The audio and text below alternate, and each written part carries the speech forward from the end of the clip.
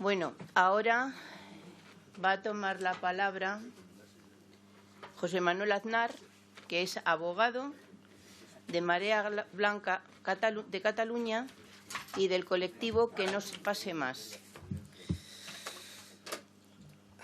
Bueno, yo voy a hablar de un tema que ya se ha hablado aquí, que es la historia clínica y el derecho a la privacidad, quizás desde un punto de vista más legal.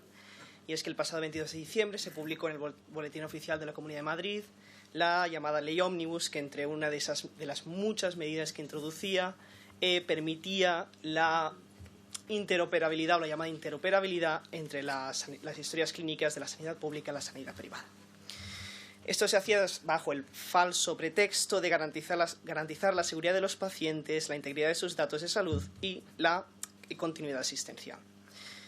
Y es que a priori esta interoperabilidad de información médica con el objetivo de garantizar el tratamiento y la continuidad asistencia de los pacientes puede ser muy atractiva, y por eso se está planteando en el marco de la Comisión de la Unión Europea la falta de un marco legal de regulación que garantice el respeto a los derechos de los ciudadanos, suscita unos riesgos y unas enormes preocupaciones que se han manifestado en anteriores ocasiones y que se pueden volver a manifestar. Lo que es importante es que se tiene que evitar a toda costa la intromisión por parte de las empresas privadas con ánimo de lucro en la sanidad pública. Esta medida, tal y como está planteada ahora mismo, es una carta blanca para que la sanidad privada se beneficie unilateralmente de los datos que constan en la sanidad pública. Datos que son especialmente sensibles, tales como lo dice el artículo 9 de la Ley de Protección de Datos o el 9 del Reglamento General de la Protección de Datos, y que además son propiedad de los ciudadanos. Es una medida más de esta llamada parasitación privada del sistema público de salud. Es que además las intromisiones injustificadas por parte de las entidades privadas en los datos del sistema público conllevan una pérdida de confianza del ciudadano hacia el sistema público. Nada justifica y conlleva que los ciudadanos, cuando acuden a los centros asistenciales, no quieran revelar ciertos datos por miedo de que estos se utilicen para unos fines espurios, que no es su tratamiento, sino como la elaboración de perfiles o la mercantilización, o incluso incrementar sus primas de seguro si tienen un seguro privado. De acuerdo a la legislación vigente en protección de datos y al principio de la limitación de la finalidad, los datos deben tratarse única y exclusivamente para la finalidad según la cual se recogieron. Esto es el tratamiento de los pacientes.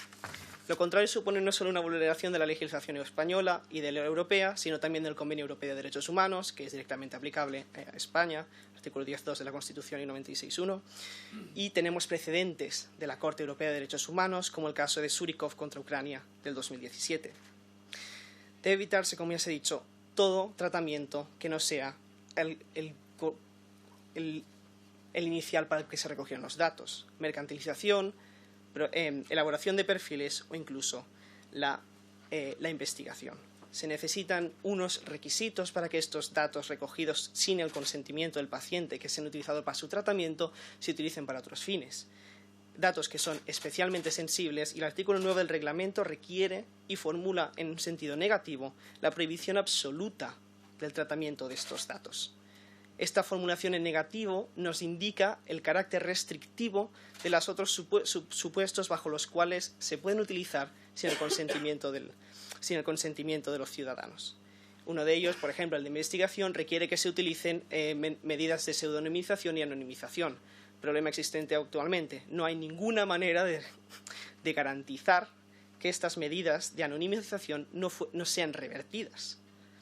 Por último, y para acabar, para ajustarme al tiempo de los 4 minutos, se tiene que asegurar en este marco y en esta parasitación del sistema público que no sean las administraciones públicas, que deben ser las garantes de los derechos de los ciudadanos, que no sean ellas mismas las que tiendan la mano para la privatización del sistema sanitario público de salud. Gracias.